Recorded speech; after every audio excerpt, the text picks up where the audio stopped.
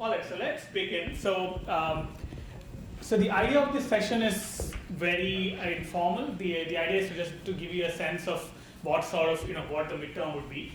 And in this process also review some of the core concepts that we have done. Yeah. So broadly the midterm will consist of, let me use a, I think they don't have any chalk here. All right, so let me just say it. So the mid, I think they have that right here.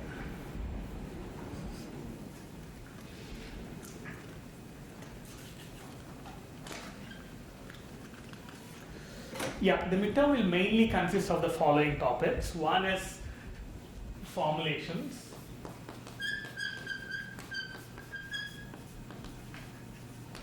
So formulations are essentially, you're given a case and then you're being asked to formulate an optimization problem. Okay, so that's, this will actually be, we'll have many questions asking you for different formulations of different settings. So what does formulation mean? So you need to look at the case and then come up with what are your decisions, what's your objective, write it in terms of the decision variables that you have chosen, right? So objective as a function of max or min, some function of your decisions, right? So you need to define what this function is. So, in some cases it will look simply, let's say decisions could be some x and y, your objective could be simply 3x plus 4y, right? So maximize 3x plus 4y, things like that, yeah. But you need to explicitly state what it is, whether you're maximizing or minimizing. And finally, the most important part, the constraints. So what are all the constraints that the case mentions, and then make sure you write all of them, yeah. So this is what we call the full formulation, and there will be questions on coming up with formulation for different problems. All right? The simple, yeah. We have done many examples here, so just go through some of them. Is that for explicit constraints then, or do we have to? Everything, explicit, implicit, you need to say everything, yeah. So if you have to say x comma y greater than 0, you need to say that, yeah. All right, so constraints both explicit and implicit. All right, so this is one thing. Now, in terms of formulation, there are two types of stuff that we'll look at. One are linear optimization formulations, so where everything is linear. So we'll have problems of that kind. The second type is where we use some binary variables, right?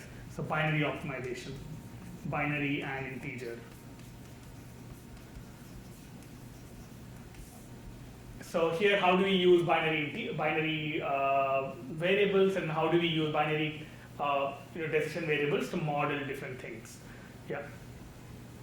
For example, in the product promotion case, we had constraints such as in a given year you cannot use something more than twice, right? So how do we handle such a thing? So we say that whenever we are counting something using binary variables, the count is simply just add up all the variables. And then we said that the number of times you're using this this particular feature should not be greater than, should be less than or equal to 2, for instance. Yeah. So writing down such constraints, that's the binary problem. Yeah. So I'll just give you a sense of what sort of questions will come. So this is the formulation questions. So writing down all the decisions, objective, constraints, and then two types of problems would be there. One is linear optimization. The other part is binary integer optimization. All right. So this is one set of problems coming up with formulations. The other set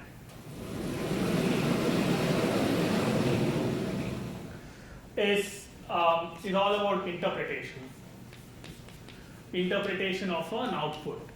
So what I mean by this is I will solve a problem on my Excel and give you the output. Okay, so interpretation or sensitivity analysis.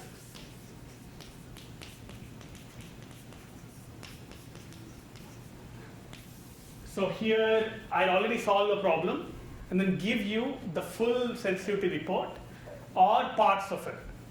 Okay, so think of it as like fill in the blanks, right? So I would blank out certain cells and ask you to guess the value there. Yeah. Sometimes you can come up with the exact value. Sometimes you have to give approximations, right? So this would be, in some sense, the formulations would be, all you have to do is to carefully read the problem, then make sure you don't miss anything. These will be the harder problems in some sense, because here you have to do some calculations. But everything will be based on the concept that we have, shadow prices,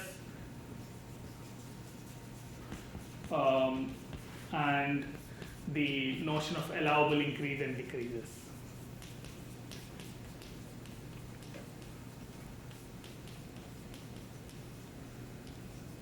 Yeah.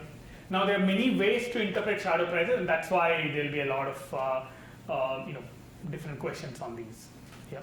For instance, shadow prices can be used to get, in some sense, figure out if a new product is viable or not, right? Doing marginal analysis. Yeah.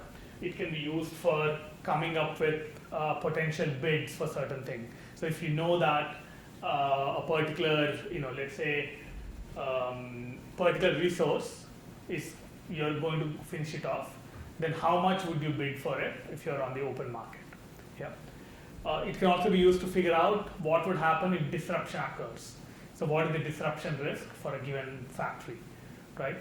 And that disruption value can be used to then compute, let's say, if you're trying to figure out, if you're trying to insure a particular part of your capacity in a factory, then how much insurance should I pay for it? Okay. So to just to give you an example, let's say we have an optimization problem where we have a constraint that says maximize 6x plus 7y such that 3x plus 2y is less than or equal to 30. Okay, let's say we have these constraints. Only one constraint, let's say. Yeah. And then I give you the shadow price of this, and then I tell you that the shadow price of this resource, let's call it some units of capacity, right? Some units of time. Yeah. Let's say there are 30 people available right now for you, and I tell you that the shadow price of this is going to be $5 for an allowable increase of 6 and allowable decrease of 12. Okay. What does that mean? So if I increase from 30 to 36, the shadow price is remaining 5. If I decrease from 30 to 18, the shadow price is going to remain at 5. Yeah. This means that if I tell you that there is some probability that let's say about 20% of these people, let's say there are 30 people, 20% of them won't show up to work. Let's say some disruption occurs. And I tell you how much would you be willing to pay to insure on that disruption. Okay. And I tell you that this disruption will occur with probability of 10%. Okay. So what do you think is the disruption risk here? So I'm telling you that with 10% probability, 20% of these people will not show up. That means 6 of them will not show up to work. Yeah. Sorry. So what do you think is the disruption risk here?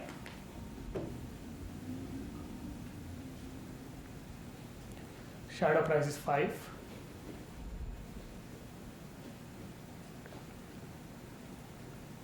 Yeah. No. No. So what is the disruption risk? So how much do you stand to lose if disruption occurs? 5 per. So you're losing 6 people. Each person is $5 worth to you, right? So if disruption occurs, your capacity goes down by 6 units. From 30, it will become 24, right? And this 6 is below the allowable decrease. That means for every unit decrease, you would lose $5, right? So if you lose 6 units, then you lose 6 times 5, $30. Yeah. And this event, this loss of $30 happens 10% of the time. Yeah. So on average, your loss is going to be 10% of 6 times 5. Right? So it's $3. Yeah. This means that if you are getting an insurance policy on this, for instance, then on average, you should not be paying more than $3. Right? That's an estimate. Of course, if you're risk averse or risk seeking, you might do other things. If let's say you're scared of this even more, then you might pay more. But at least this $3 gives you a baseline for you to negotiate with some disruption risk. Yeah. So this is just an example of how you can use shadow prices to compute, let's say, some premium that you're going to pay for some insurance. Okay. But all of this is just based on the fact that if disruption happens, my capacity goes down. And if my capacity goes down, I can get that value of capacity loss, that value that I lose by using the shadow price, right? And before calculating that, I just need to check that the disruption, the amount of disruption is within the allowable decrease. Yeah. If it's not within the allowable decrease, then what do you think will be the shadow price later? So right now it's $5. So let's say the allowable increase is 6 and allowable decrease is 3. Yeah, and I'm losing 6 people. So how much money do you think we'll lose?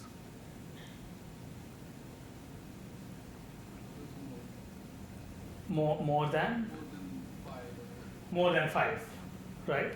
So where does it come from? It comes from the fact that if my allowable decrease is breached, right? If I go below 27 units, the shadow price will be much higher than 5, right? We don't know how much, but for sure I know that it will be higher than 5. So even though I cannot estimate my disruption risk, I can give a lower bound. I can bound it, right? I can give an estimate, a lower estimate for my disruption risk.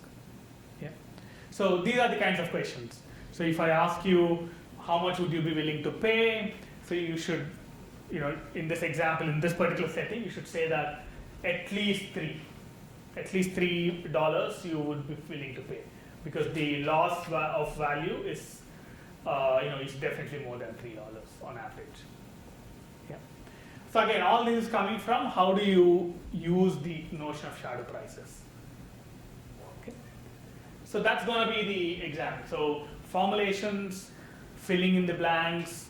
There will be some smaller problems, and then there will be problems where you can draw approximately. Let's say if there are only 2 decision variables, you can actually draw, and then I can ask you, predict where the optimal solution is, for instance. Yeah. So let's say if you draw the graph, then let's say your thing looks like this. Okay. And then if I'm maximizing, in this case, if I'm maximizing, let's say 6x plus 7y, where do you think the optimal solution would be from just your intuition?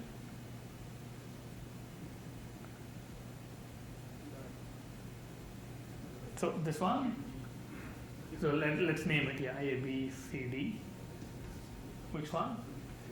Yeah, B or C, right? So approximately these areas. And why is that?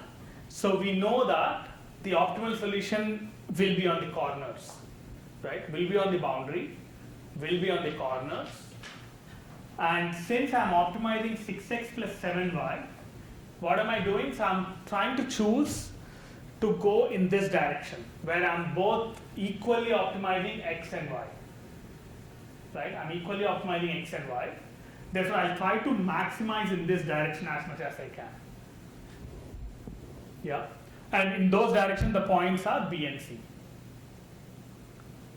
And that's it. So, all these we have covered in class. So the exam would be trying to just remind you and then test you on those. Okay. So all the required things will be in the class notes, so you don't even have to look at the the recommended textbook. Everything will be in the class notes, but make sure you go through all of that. Yeah. And everything that we have covered in class. So some of the slides I might have missed, so don't worry about those. The things that we covered in the class, all the main concepts, the shadow prices, how does the solution lie, and things like that. Okay. Any broad concerns before I just go to specific problems on the sample problems? Just the listing we have not here. Which one? The risk part of it. Oh, the risk is, I just made up a question. So I'm telling you, so a disruption happens, Yeah. right? And I'm telling you that if a disruption happens, then you lose 6 units of capacity. I will define it in the problem. If I cover that, so you didn't need to know that. If disruption happens, you lose 6 units of capacity, and then that happens, let's say 10% of the time. Then on average, how much money would you be losing? You would be losing 6 times 5, $30, 10% of the time. Yep.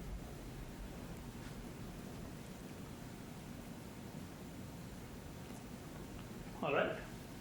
Could you just, I mean, is there a way to just go, so how I was thinking of it is shadow price is 5, Right. there's 6 within the range, Right. there's a 10% chance of happening, Right. 10% times 5 is half, Yes. and then I multiply it by however many units I'm gonna lose. Sure. Yeah. That's all give you the same number, right? Okay, So so the way you're counting is it will happen 10% of the time, and then every time that I lose 0.5 units. Right? So I lose $5 per unit. yeah. How many am I losing? Effectively, you're multiplying the same thing in a Yeah. different order. Yeah.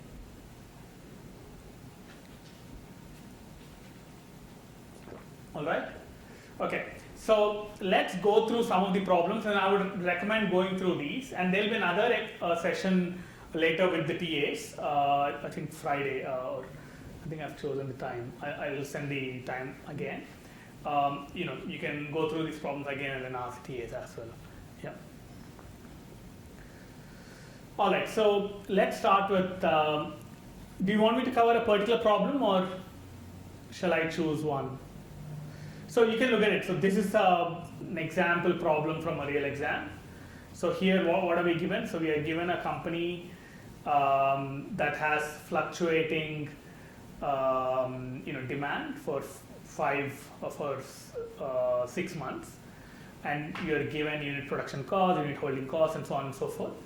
And in fact, we have also given you the optimization problem. Yeah. So this is the optimization problem that we have given you. And now we're asking, and then we have also solved it for you. And now, and then you can see from here the shadow prices, the allowable increase and decreases, and so on and so forth. Yeah. You're given the entire thing. Now you're being asked, let's say under the optimal plan, what is the total production cost in April? Okay. This is pure accounting. This is literally, you read off the solution and then compute the numbers. Yeah. Pure accounting. Okay. So let's look at another question. Let's say. Did you say the exam's going to be the full 3 hours? 2.5 hours, but yeah, you might not need it. Yeah. Or maybe. Sorry. So in the exam, so about 4 problems, but there will be sub parts just like this. I've also given you the solution. So let's do one problem, mainly the one that has this business school prof choosing questions. Yeah, let's do that one. It's kind of similar to the it's using binary optimization, but let's try to do that one by one. Yeah. This is, I would say, on the harder side of the problem, but if we go through it slowly today, you'll see. Any questions before I do that? All right. So let's carefully read this question. So we are told that a prof has written 12 exam questions, 10 standard and 2 extra credit questions. So there are 12 questions that we have access to. And the type and topics of each question are shown in the table below. Okay. So this means that if you look at the table, question number 1, it consists of 2 types. So it covers topics, network solutions, network types, and inverse optimization, the 3 topics. Okay. So it's a question that checks 3 different things. Okay. While let's say, for instance, the question 12 that only checks tight integer constraints, the topic of tight integer constraints. Okay. Doesn't matter. These are just names, right? So it doesn't matter. So you have a question that captures 3 different features. To question 12 only captures 1 feature. Yeah. And you're also told that the question type, question 1 is a matching question. Question 8 is a multiple choice and a formulation question, and so on and so forth. Okay. So what does the question consist of?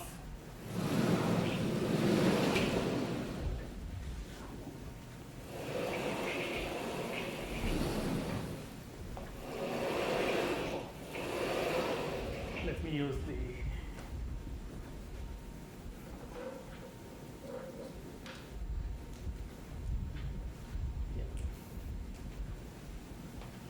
all right. So what does each question consist of? A question covers topics, and a question also has some type.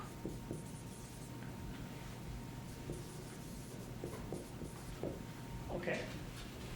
All right, in this case. So if I choose a question, I'm ticking multiple boxes, right? Now, the problem asks us the following. So we are told that each exam must have at least 1 question on every one of the 7 topics. Okay. So I need to choose a bunch of questions so that all the topics are covered. All the exam topics are covered. Okay.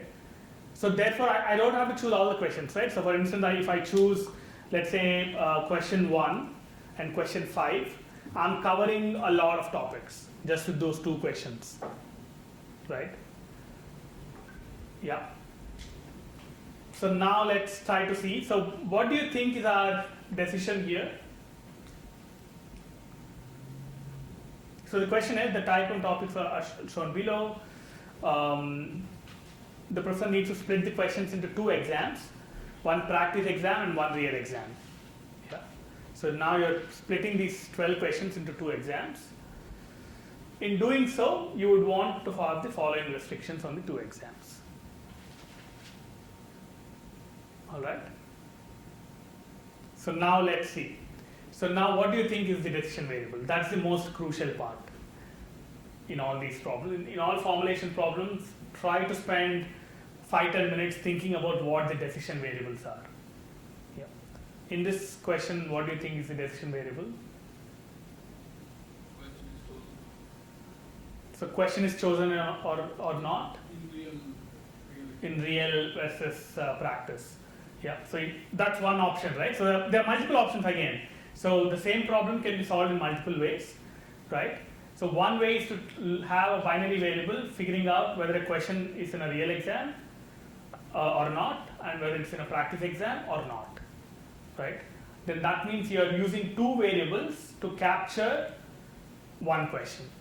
Okay, so one way is to say that I will say I'll have variables R1, which captures if question 1 is in real exam. Okay, this means that if R1 is equal to 1, that means it's in the real exam. If R1 is equal to 0, then it's not in the real exam. Yeah. The question need not be in any of the exams as well. Yeah. So this is one variable. The other variable is, let's call it P1, which is if question 1 is in practice exam or not, right? Okay. So these are the variables that you have chosen. Yeah. Now the solution presented in the slides in the PDF, it actually just uses one variable to do that. So that's why I'm doing it the other way, so that you see there are multiple ways of solving the same problem. If the question cannot be any of this, then how do you use this? Sorry? If there is a, the question can be either one or Right, right. then one variable can suffice. Yes, yeah. Otherwise, Otherwise, yeah, that's true. If let's say if it has to be in one of the exams, yeah, then how would you capture that in this particular formulation? No, we can use this to solve that as well. use this, but if the one variable will not work If it cannot be on any, yeah, yeah, if you allow that, then Yes. one variable will not. yes. Okay, so now let's use these variables to have some constraints, right? So an implicit constraint is that it cannot be in both practical exam and practice exam and the real exam, right? You cannot have the same question. So what would that lead to here? So question 1 cannot be in both practice and real exams. Can you tell me how I can model it with this? Less than or equal to 1. Yeah, right. So I can say that R1 plus P1. So I'm counting the number of times this question 1 is being used. This number has to be less than or equal to 1. Okay. This will ensure that each question is either in the practice exam or in the real exam or in none of the exams. Okay. Similarly, I have R2 plus P2, R3 plus P3, and until R12 plus P12. Okay. These are, in some sense, implicit constraints, right? Or it might not be explicitly mentioned in the exam, so in the thing, but these are some things that will happen. Yeah. Now let's go through the other things.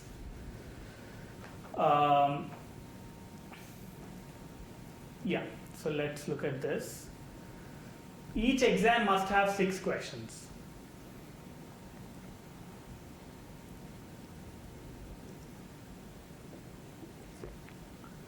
So what's the constraint for that? So remember, I have these variables R1, P1 for each question, right? So there are 12 questions, R1, P1, R2, P2, R3, P3, R12, P12.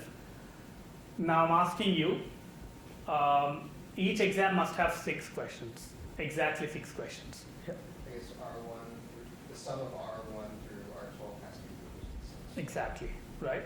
So the sum from R1 plus R2 plus R12 is equal to 6. Similarly, P1 plus P2 plus up to P12 is equal to 6. Okay, that will capture that. All right. Yeah, so question 6 relates back to question 5. So they must be on the same exam.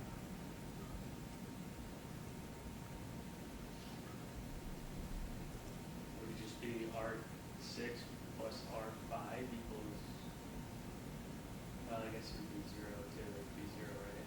Yeah. Yeah, think about it. So it's so you need to now have a relationship between R6 and R5 and P6 and P5.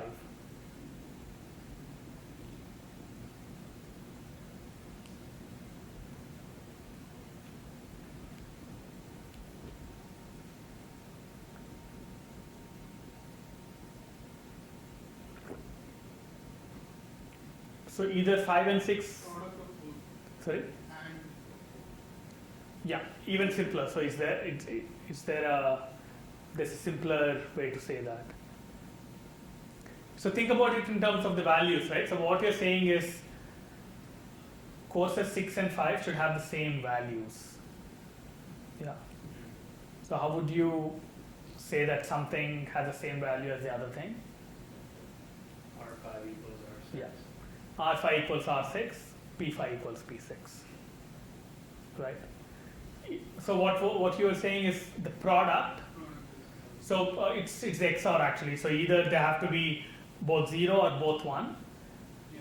So that can also capture this. But this is a much simpler one. So R6 equal to R5 and P6 equal to P5. Yeah.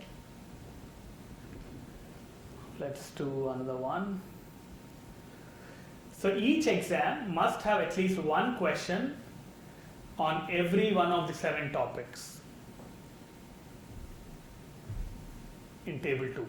So let's go through table 2.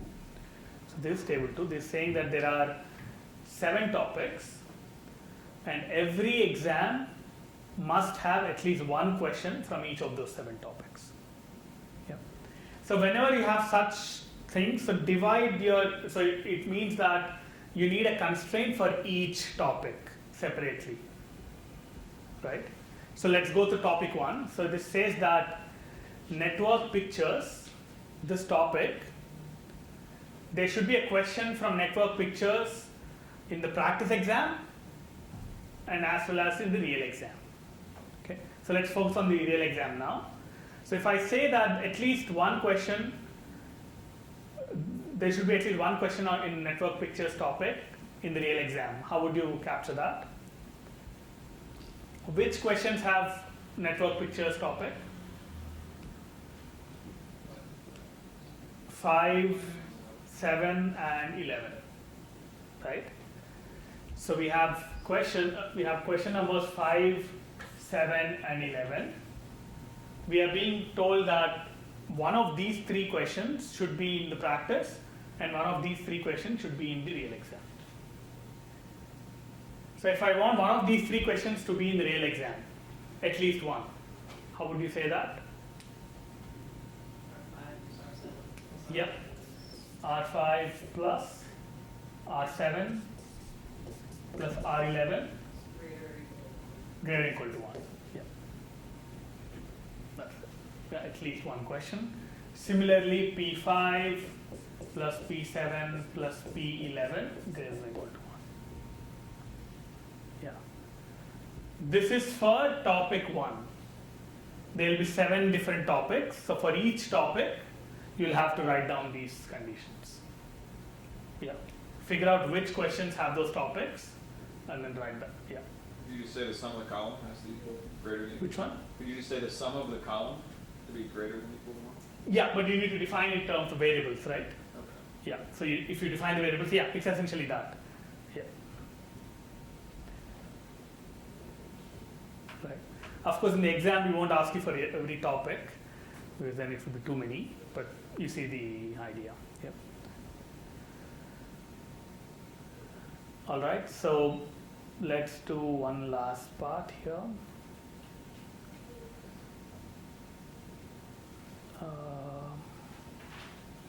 Yeah, both exams must contain at least 2 short answer questions and at least 2 formulation questions. Okay, so let's look at short answer. So this is the table, question types. So questions 4, 5, 6, 10, and 12 are the short answer questions. So we are saying that at least 2 of them should be short answer. So it's very similar to this, right? So what would be the constraint here? So questions 4, 5, 6, 10, and 12. 4, 5, 6, 10, and 12. And I need to have at least 2 out of these 5 questions. Yeah, so what's the constraint? Just add them. Yeah, P4 plus, R4 plus R5 plus R6. We are equal to 2 and so on. All right. Now let me say, let me give another question, which is not here. Let's say question 6 cannot be in an exam if question 5 is not there in the exam. So let me repeat it. So it's different from this part 5, right? Part 5 is saying both of them have to be there in the same exam. So here I'm saying question 6 can't be in an exam if question 5 is not there in that exam. what is this constraint called? Let's say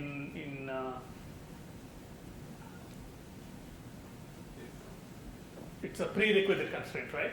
So it's saying that if I need to take question 6, I need question 5. Yeah. How do you think I can handle that?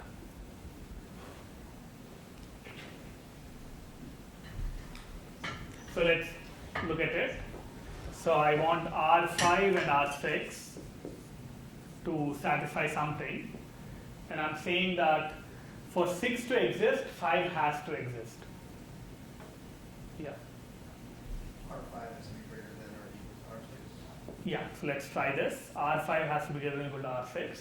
So what does this mean? This means that if R6 is 0, right, then this doesn't say anything, right? R5 can be 0 or 1.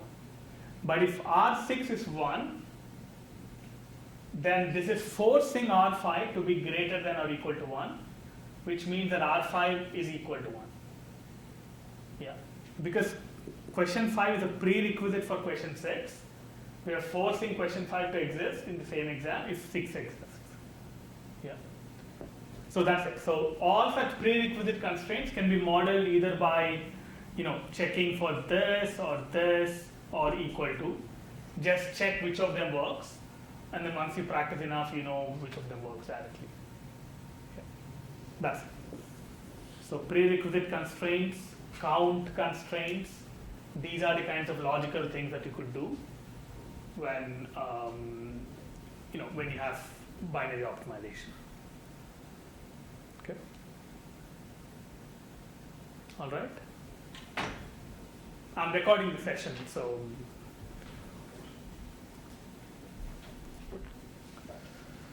All right, so let's do another one. Yeah, let's look at this particular problem. So you're told that consider the following linear program. The LP minimizes the total machine time. So it's minimizing the total machine time in a pharmaceutical company that has a fast machine and a slow machine, subject to the constraints. Below is the optimal solution and the sensitivity data. Okay, this is sensitivity report. How much more machine time will be required if the demand increases to 21 orders?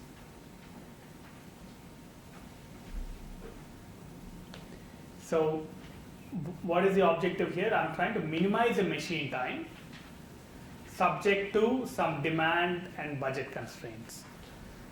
And I'm being told that if my demand increases, this 20 becomes 21. How much would my machine time change? So what is your machine time here?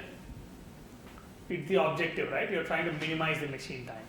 So the question is asking you, how much would my objective change if this number changes from 20 to 21? So how would you check that?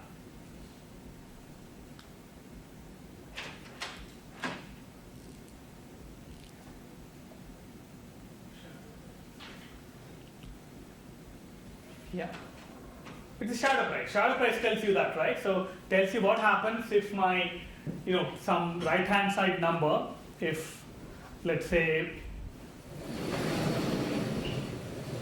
what happens if this number changes? That's what shadow price tells us, right? So if my demand goes from 20 to 21, will my machine time increase or decrease? Increase, right? And how much is given by the shadow price? So the shadow price, it's saying that the shadow price is 10. Right now, it's the right hand side is 20. We have 20 units.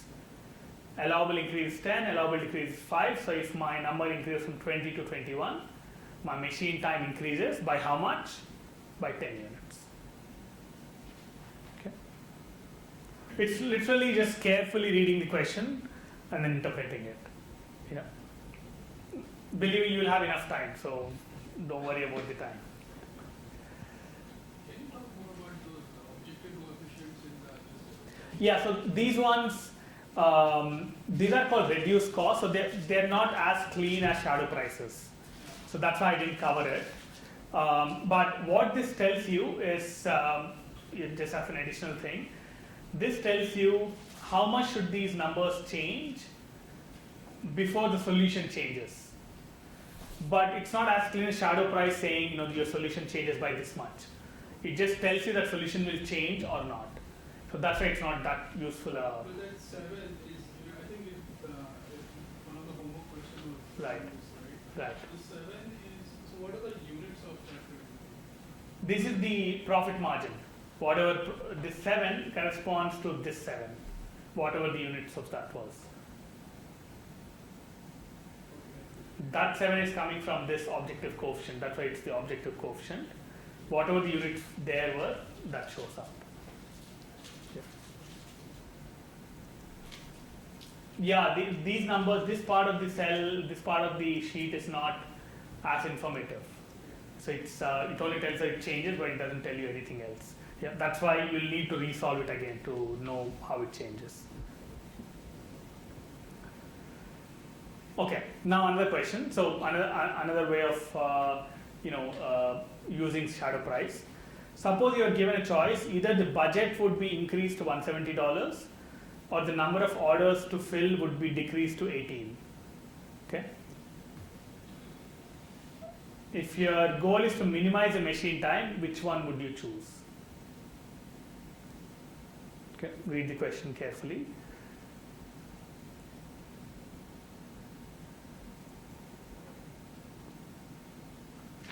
So you have two choices, you have two resources, budget and the minimum number of orders to be filled. Yeah. So right now they are 20 and 150. So you're told that either this 20 will become 18 or this 150 bill will become 170. Yeah. And you're being asked, what should I choose if I care about minimizing this? Yeah. So how would you compare? What would you do?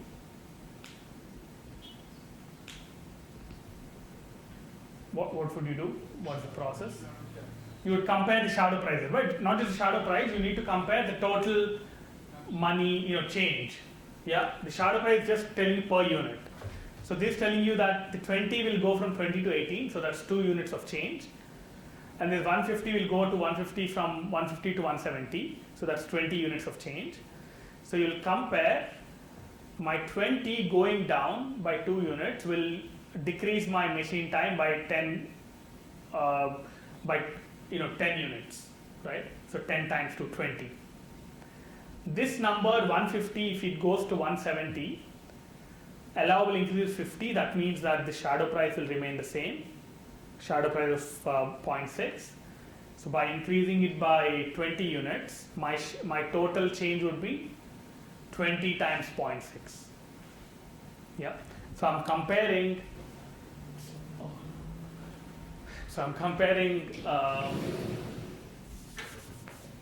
170 minus 150 times 0.6, right? So this is the decrease when the capacity goes from 150 to 170. The other option is 20 minus 18 times 10. Yeah. This is the total change. And then you just check which one is the higher. What if one of those fell outside the allowable increase or decrease? Yeah, so then you would compare them, then you would know that, okay, so that's a good question. So let's say if it changes, then you do not know what the exact value is, but you will be able to say that it will be either greater than this or smaller than this, right? You know that shadow price, will it go down or up? If let's say if you have a resource, you are keeping on disrupting it, removing the resource, will shadow price go up or down? Okay. It will go up, right? And therefore you know that it's at least that much. Yeah. So you'll be able to compare. Yeah. All right. It will go down if you're increasing. Sorry? It will go down if you're increasing. So if you're increasing it, it will go down. Yeah. I asked if you decrease, what will happen? Yeah. Okay. Yeah, that's essentially it. So let me stop here. So we'll have a class starting at 6. But the idea of this was to give you a sense.